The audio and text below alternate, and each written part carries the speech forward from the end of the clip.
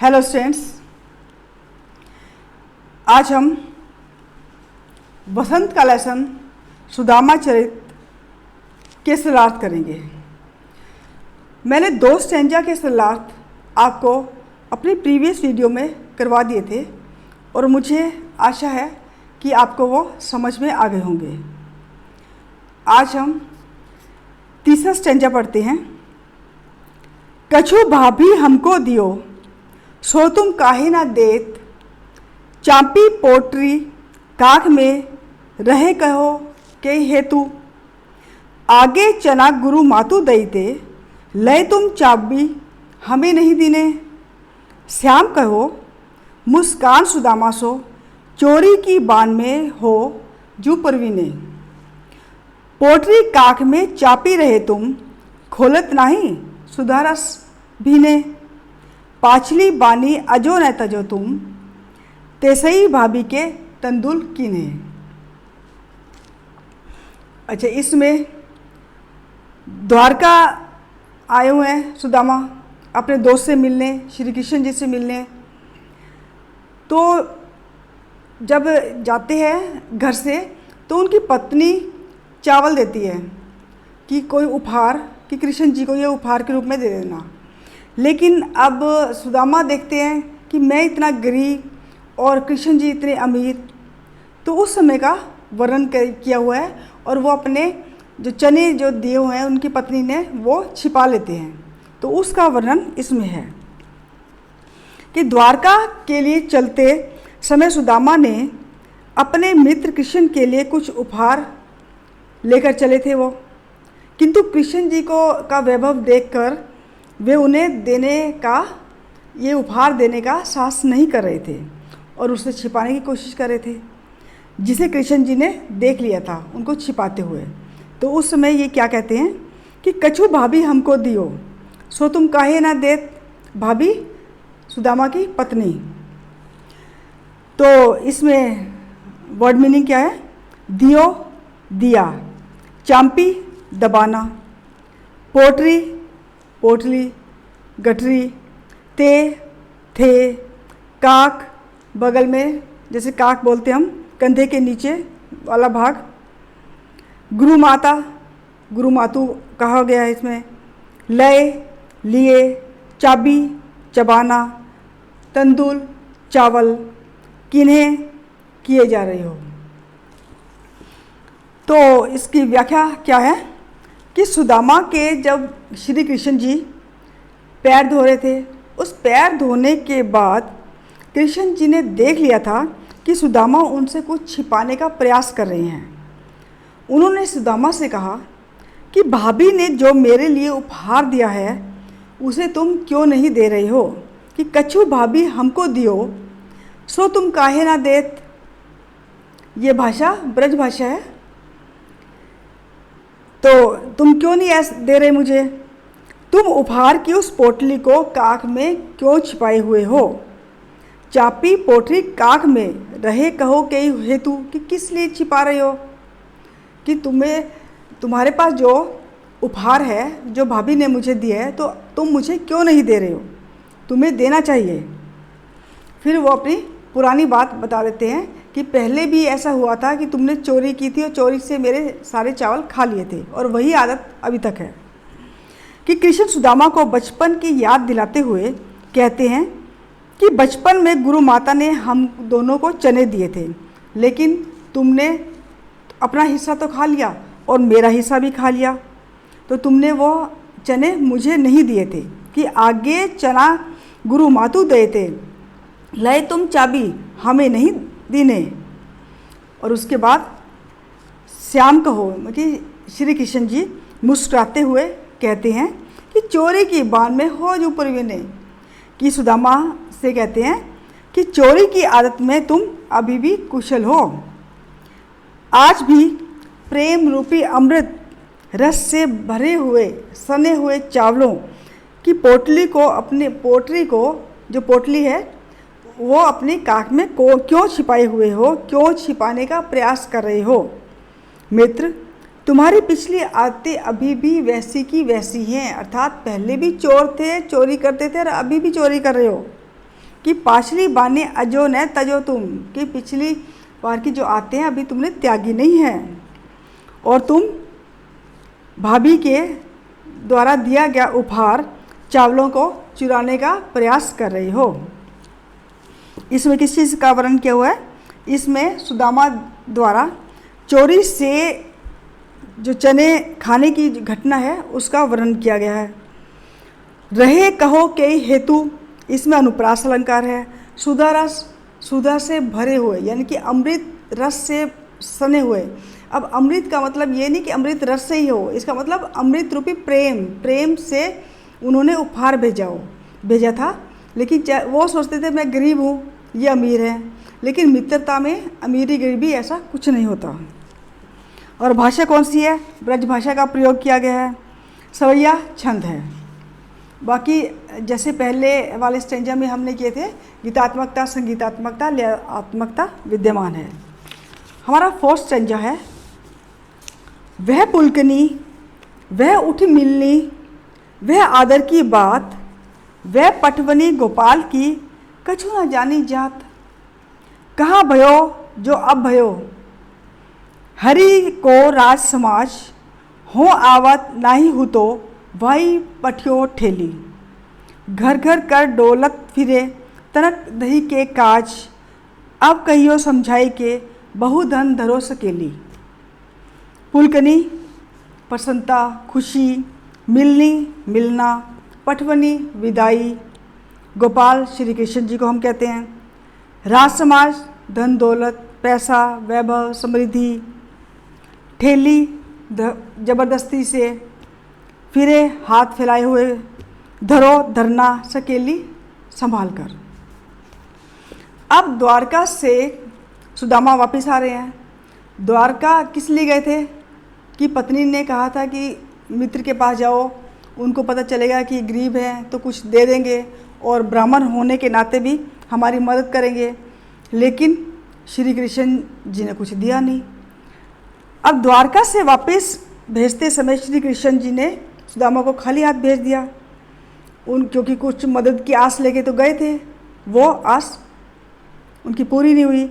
तो अब कृष्ण जी पर वो जो अपने घर की तरफ जा रहे हैं, वो रास्ते में खींच रहे हैं, चिढ़ रहे हैं कि ये क्या, श्री कृष्ण जी ने शुरू में तो इतने मेरा आदर किया और इतना भी नहीं पता कि ब्राह्मण को खाली हाथ नहीं भेजते।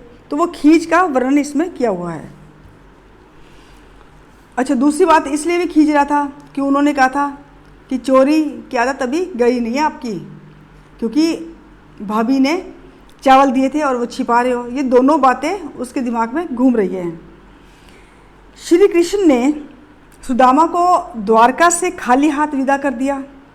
रास्ते भर सुदामा श्री कृष्ण जी पर खींचते जा रहे थे।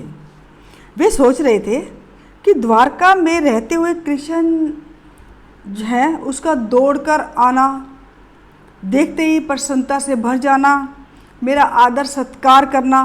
देखो पहली लाइन, वह पुलकनी, वह उठी मिलनी, वह आदर की बात।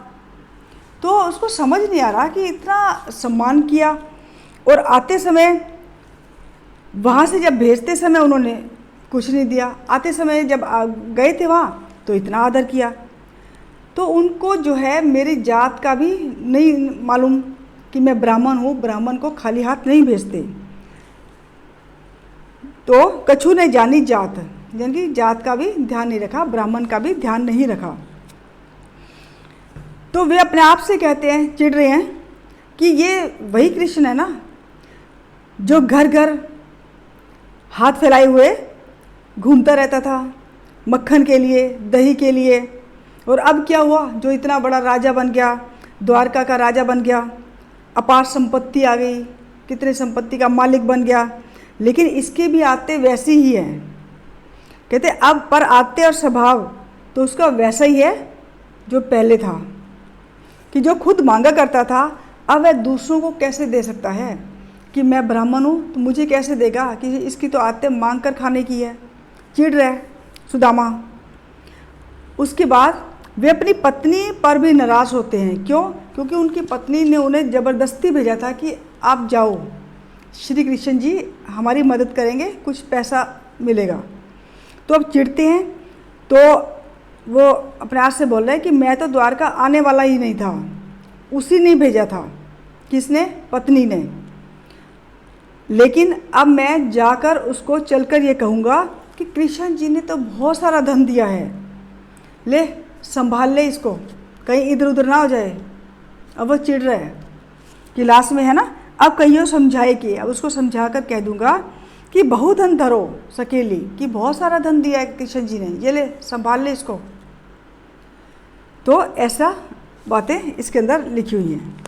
तो किसका वर्णन है कि खाली हाथ, इसके अंदर जो खासियत है विशेष है, खाली हाथ लौटते समय सुदामा की जो खींच हो रही है, वो चिढ़ रहा है, उसका बड़ा स्वाभाविक वर्णन है।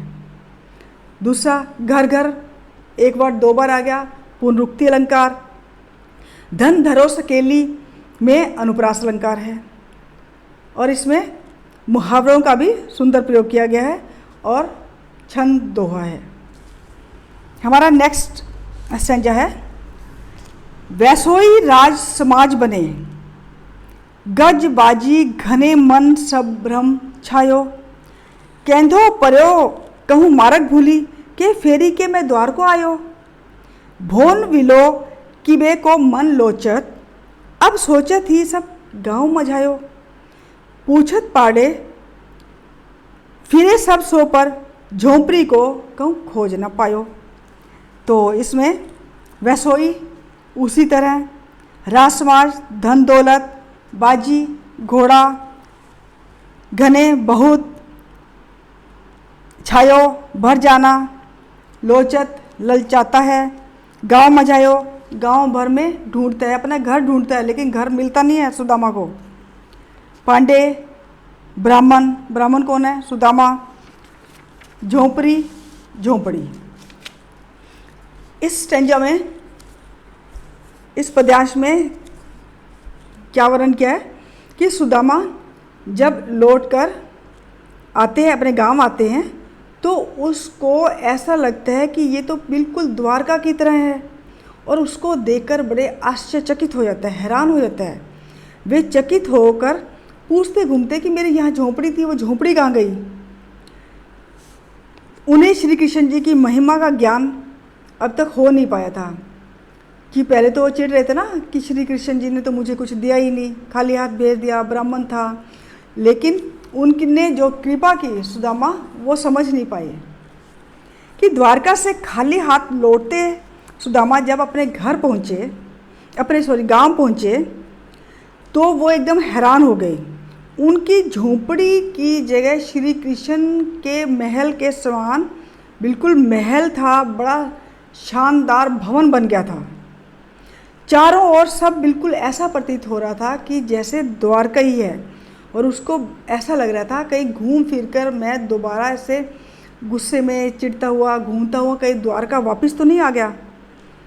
द्वारका जैसे हाथी घोड़े देखकर वो हैरान हो गए कि शायद रास्ता ही भूल गया मैं, ऐसा हो नहीं सकता कि श्री कृष्ण जी के कहीं मैं महल में कहीं दोबारा तो नहीं आ गया।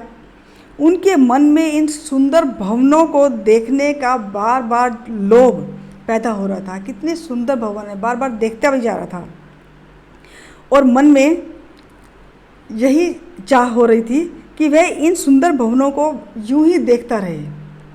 असल में श्री कृष्ण जी ने अपने जैसा महल जो है सुदामा का बनवा दिया था, और यह सोचता सोचता गांव भर में अपने जो भवन है, अपना जो झोंपड़ी है, वो खोजता खोजता घूमता रहा और फिरता रहा। ब्राह्मण सुदामा गांव के सभी लोगों से अपनी झोंपड़ी के बारे में पूछते जा रहे थे और खोजते जा रहे थे, लेकिन उनको अपनी झोंपड़ी कहीं भी नहीं मिली। क्यों? श्री कृष्ण की कृपा से वो झोंपड़ी महल बन गई थी। बिल्कुल उसके आसपास जो है बिल्कुल ऐसा लग रहा था जैसे ये द्वारका है। इसमें विशेष में किसका वर्णन किया हुआ है? सुदामा के मनोदशा का मार्मिक चित्रण है, बड़ा सुंदर ढंग से प्रस्तुतिकरण है, ये प्रस्तुत किया है। केंधो पर्यो कहूँ मार्ग, और या मीन्स और सोचत ही सब गांव, ये जो वर्ड्स आ रहे हैं इसमें अलंकार कौन सा है? अनुप्रास अलंकार है। और ब्रजभाषा है, गीतात्मकता, संगीतात्मकता, लयात्मकता है। हमारा लास्ट स्टेंजा है, कै वह टूटी सी छानी हती, कै कंचन के अब धाम सुहावत, कै पग में पन्ही न होती, कै ये गजरा जहू ठाडे महावत, भूमि कठोर पे रात कटे, कह कोमल सेज पे नींद न आवत, के जुर तो नहीं कोंदो सवा, के प्रताप ते दाख न भावत। के मीन्स कहाँ तो, छानी छप्पर, कंचन सोना, धाम राजा का महल, सुहावत अच्छे लगते हैं, कटे कटती है बीतती है, महावत हाथियों को नियंत्रित करने वाले, सेज बिस्तर, कोंदो सवा होता है मोटा अनाज, प्रताप कृपा, दाख अंगूर भी कह सकते हैं, किशमिश भी कह सकते हैं, ड्राई फ्रूट्स जैसे सूखे मेवे हम बोल सकते हैं। भावत मीन्स अच्छा लगना। अच्छा, अब उनको श्री कृष्ण की कृपा से अब इनको महल रहने को मिल गया सुदामा को। तो अब कोई गरीब जो है एकदम अमीर हो जाए तो कैसा वर्णन होता है? तो विपन्नता के बाद, जो गरीबी के बाद जो एक बार संपन्नता आती है, अमीरी आती है, उसका वर्णन इसके अंदर है। तो उनको कैसा लगता है? द्वारका से चलते समय कृष्ण ने प्रत्यक्ष रूप से तो कुछ दिया नहीं था कि ब्राह्मण है उनको दे दे, लेकिन इनडायरेक्ट वे से उन्होंने सुदामा को बिल्कुल अपने समान ही अमीर कर दिया था, अपने समान ही संपन्न कर दिया था। अब सुदामा के दिन बिल्कुल पूरी तरह से बदल गए। तो अब ये बदले हुए दिन के बारे में बता रहे हैं कि कहाँ तो टूटे हुए छप्परों वाली झोंपड़ी हुआ करती थी और कहाँ अब ये सोने के महल कितने सुंदर लग रहे हैं, कितने सुशोभित हो रहे हैं। कहाँ तो उनके पैर में चप्पल तक नहीं थी, जूती तक नहीं थी, जूते नहीं थे, पैसे नहीं होते थे कि जूते खरीदने के लिए। और कहाँ अब महावत हाथी लिए उनके चलने का इंतज़ार कर रही हैं। पहले कठोर भूमि पर सोकर रात बितानी पड़ती थी और अब मुलायम गद्दे हैं और वहाँ पर नींद भी नहीं आती। पहले खाने के लिए समा कौंदो, ये मोटा अनाज होता था, गरीब लोग इन्हीं अनाज को खाते थे, घटिया किस्म का जैसे अनाज है। और लेकिन अब प्रभु की इतनी कृपा हो गई कि अंगूर, सूखे मेवे ये भी अच्छे नहीं लग रहे, अर्थात अब मधुर और स्वादिष्ट व्यंजन को खाने का मन ही नहीं करता। कहाँ रोटी के लाले पड़े हुए थे, आज जो 2 टाइम की रोटी खाते थे वो घटिया अनाज, मोटा अनाज वो था, गरीबी दिखाई गई है। और कहाँ कहते अंगूर भी अच्छे नहीं लग रहे। ये सब कृपा कृष्ण जी की है। तो इसमें किसका वर्णन किया है कि विपन्नता के बाद आई हुई संपन्नता का सुंदर वर्णन है कि गरीबी के बाद जो एकदम से अमीरी आ जाती है, जो ठाट बाट होते हैं, उसका वर्णन इसके अंदर किया हुआ है। और कहाँ कंचन के अब धाम, पग में पन्ही, प्रभु के प्रताप से इसमें अनुप्रास अलंकार है। और कहीं पर देशज जो भाषा का भी प्रयोग किया गया है। बाकी स्वैया छंद है, गीतात्मकता, संगीतात्मकता, लयात्मकता विद्यमान है। तो स्टूडेंट्स, मैंने ये आपको सलाह करवाए हैं, मुझे आशा है आपको समझ में आ गए होंगे। लेकिन स्टूडेंट्स, मैं एक बात कहना चाहती हूँ कि लॉकडाउन है तो सभी स्टूडेंट्स जब भी घर से बाहर निकलें वो मास्क लगाकर रखें, बिना वजह बाहर मत जाएं, और कभी जाना हो तो सोशल डिस्टेंस का ध्यान रखें। इससे ऐसा करने से आप अपना भी ध्यान रखते हैं, आप अपने परिवार का भी ध्यान रखते हैं, समाज का भी ध्यान रखते हैं और देश का भी ध्यान रखते हैं। और ये भी एक देश प्रेम की भावना ही है। अगर हम अपने देशवासियों के लिए, अपने परिवार के लिए, समाज के लिए ऐसे कर रहे हैं कि वो इस बीमारी से बचे रहें, तो ये भी एक देश प्रेम की भावना ही है। मुझे आशा है कि आप इस बात का ध्यान रखेंगे। Thank you and have a nice day.